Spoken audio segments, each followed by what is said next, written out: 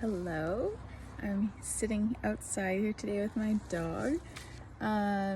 Just gonna talk briefly about the Wise Woman Herbal for the Childbearing Year by Susan Weed, and a few of my thoughts on it.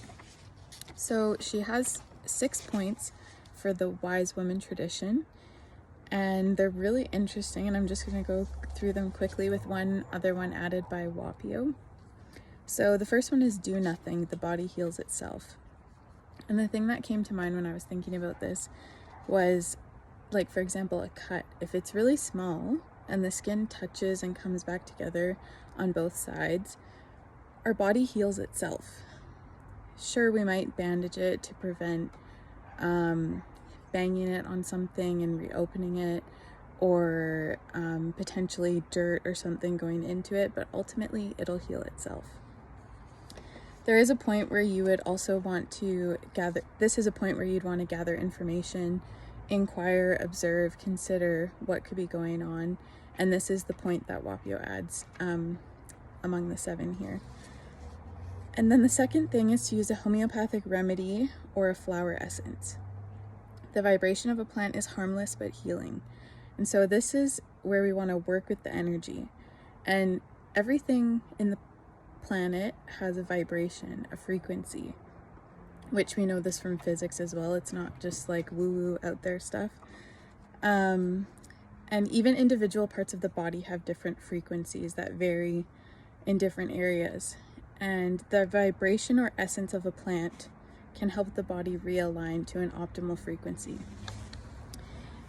And then number 3 is use herbs and foods, especially wild greens, to nourish and tone the body or a particular organ, as billions of your cells are being replaced each minute.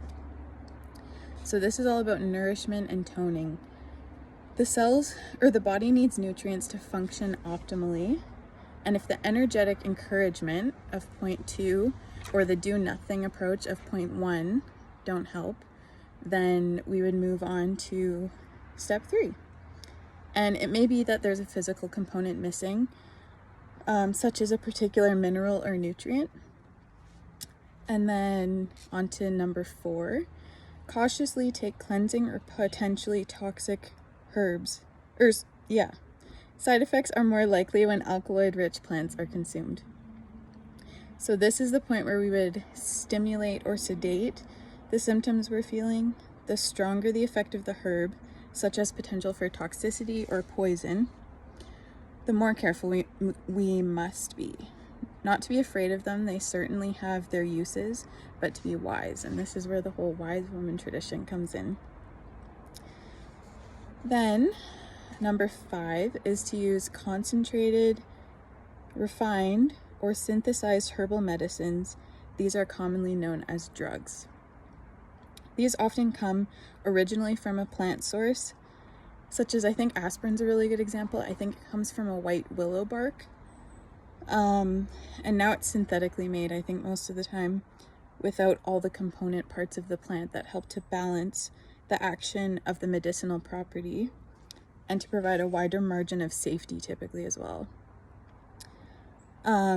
Though when we use it herbally with all the plant parts that help to balance the safety, it's typically a less accurate dose in terms of modern medical metrics. So they like to measure really accurately down to like milligrams or nanograms, and that's not possible when we're using a dynamic plant that may have different quantities of a particular substance during the spring or during the summer or after a rain or something like that. And then number 6, the last point, is intervene with surgery. Healing is complicated and likelihood of infection is increased when surgery is used. So this principle is also known as break and enter. It's a last resort, something that is often irreversible, especially when a part of the body is removed or physically altered away from the physiologic or anatomical design. So this can also be incredibly helpful for people when the body has changed in a way that doesn't support physiology and our optimal design.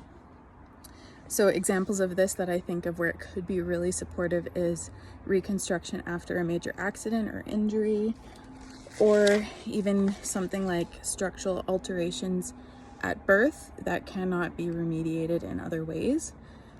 And so I would challenge us to consider where we place this intervention, specifically number 6, when relating to chronic disease or things we would normally label as pathological, if we jump too quickly to it without regarding the consequences. Or even convenience. I think about procedures like hysterectomies or even vasectomies. Are we truly considering what the function of those parts of our bodies are in a holistic way? Are we removing or dampening the possibility of maintaining hormone levels to protect from other diseases like reproductive cancers, energy levels, metabolism issues?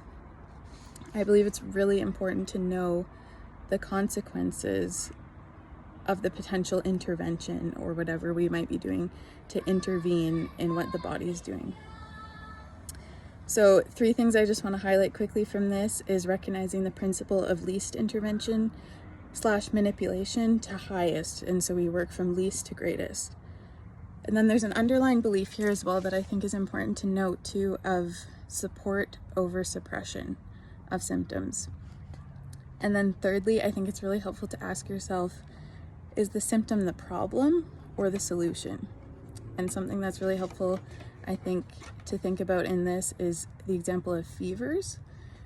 And so there are times when the symptom represents a process that you may want to halt or reverse or heal when possible, but sometimes the symptom is a manifestation of your body going through the healing process. And so maybe the fever is increasing your body temperature so that a certain bacteria can't survive and can't replicate and continue to cause issues for you. So that's just a few things I wanted to mention. Hope you're having a good day and see you next time.